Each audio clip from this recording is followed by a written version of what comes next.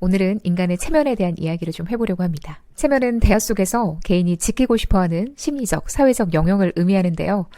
우리는 누군가와의 대화를 통해 무의식적으로 서로의 체면을 보호하거나 또는 반대로 위협을 하며 관계의 방향을 결정하게 됩니다.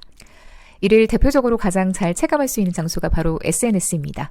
SNS에 들어가면 많은 감정이 교차하죠. 게시물 하나에 많은 좋아요가 달리면 기분이 좋아지기도 하고 반대로 알 수 없는 익명의 사용자가 남긴 악플 한 줄에 잠을 설치는 날이 많기도 합니다. 이처럼 우리는 누군가의 좋아요에는 환호하기도 하고 또 쓴소리나 악플에는 내 존재 자체가 부정당한 것처럼 우울한 기분이 들기도 합니다. 체면은 인간이라면 누구나 가지고 있는 심리적 영역입니다. 체면에는 크게 두 가지가 있는데요.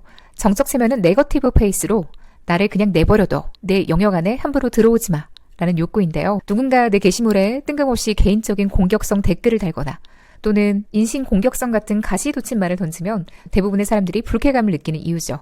바로 이 정적 체면이 침범당했기 때문입니다. 내 공간, 내 시간, 내 감정에 허락 없이 발을 들인 느낌이죠. 두 번째는 동적 체면, 포지티브 페이스입니다. 나를 좋은 사람으로 봐줘, 나를 인정해줘, 나를 좋아해줘 라는 강렬한 욕구인데요. 최고예요, 예뻐요, 멋져요 같은 댓글 하나가 나의 가치를 인정해주는 증표 같죠. 그래서 좋아요 버튼은 단순하지만 강력한 충족 도구가 되기도 합니다. 그런데 반대로 누가 악플을 달았다?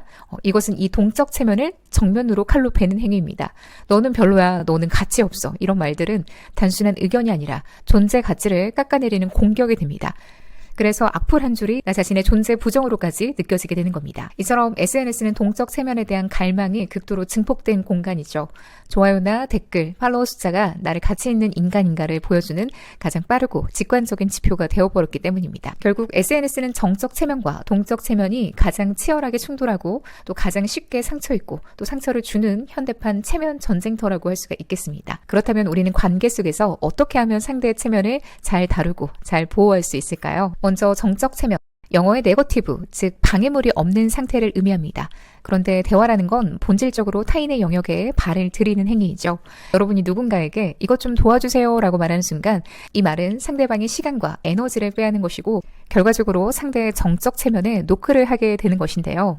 이때 매너 있는 사람들은 어떻게 할까요? 바로 완충지대를 만듭니다. 바쁘신 줄 알지만, 번거로우시겠지만 과 같은 말들이죠. 이런 표현은 내가 당신의 자유를 방해하고 있다는 것을 잘 알고 있습니다. 상대의 방어 기제를 낮춰주면서 원하는 바를 정확히 이야기할 수 있는 거죠. 동적 체면, 포지티브 페이스는 나를 가치 있는 사람으로 봐주세요 라는 욕구입니다. 누군가에게 칭찬받고 싶고 집단에서 환영받고 싶고 또 내 의견이 훌륭하다는 소리를 듣고 싶은 마음이죠. 영어로는 포지티브, 즉 긍정적인 이미지를 구축하고 싶어하는 능동적인 욕구입니다. 예를 들어 만약 누군가가 내 의견에 무심코 그건 좀 아닌 것 같은데요? 라고 말했다면 내 입장에서는 나의 동적 체면을 침범받은 셈입니다. 그 사람 때문에 내 자신의 가치가 부정당했다고 느끼기도 하죠. 반대로 대화 중에 역시 선배님은 정말 대단하세요. 어쩜 이렇게 패션 센스가 좋으세요? 라고 칭찬하거나 또 상대방이 하는 말에 고개를 끄덕이거나 저도 그렇게 생각해요 라고 맞장구를 치는 것은 상대의 동적 체면을 한껏 높여주는 행위입니다. 결국 매너 있는 대화란 이 두 가지 체면 사이에서 줄타기를 잘 하는 것입니다. 정적 체면을 존중해서 적절한 거리를 지켜주되 동적 체면을 자극해서 심리적인 거리는 좁히는 기술이죠. 예를 들어 업무 협조를 구할 때 이거 언제까지 해줄 수 있어요? 라고 막무가내로 묻는다면 무례한 사람으로 보일 수 있습니다. 하지만 매너를 갖춘 사람은 대리님 요즘 업무가 많으셔서 정말 고생 많으시죠?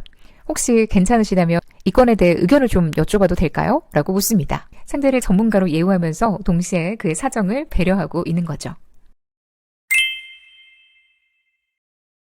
지금은 바쁘실 것 같아서 괜찮으실 때 말씀 주셔도 돼요. 혹시 불편하시면 거절하셔도 괜찮습니다. 급한 건 아니니 편하실 때 말씀해 주세요. 그때 바로 정리해서 말씀해 주신 덕분에 일이 빠르게 풀렸어요. 상황이 복잡했는데 핵심만 간단히 정리해 주셔서 이해가 정말 쉬웠어요. 시간 압박이 있었는데도 침착하게 대응하신 게 정말 인상 깊었어요.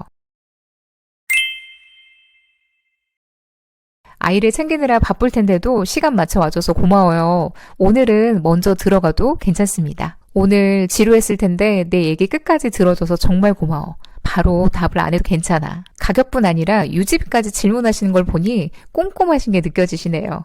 비교 더 해보시고 오셔도 괜찮습니다. 장단점을 차분히 들으시는 걸 보니까 기준이 분명하신 것 같아요. 서두르지 않으셔도 되세요. 이렇게 상대방의 자유를 지켜주고 상대방의 가치를 높여주는 이 두 가지 기술을 적절히 잘 버무려 말을 구사한다면 사람들은 그 사람을 대화하고 싶은 사람, 함께 일하고 싶은 사람으로 기억하게 될 것입니다. 인간관계는 층층이 쌓이는 껍질과 같습니다. 무례한 말투는 칼날과 같아서 상대의 방어 기제를 자극합니다. 반면 매너 있는 말투는 부드러운 햇살과도 같아서 상대가 스스로 껍질을 벗게 만듭니다. 여러분의 오늘 대화는 어땠나요?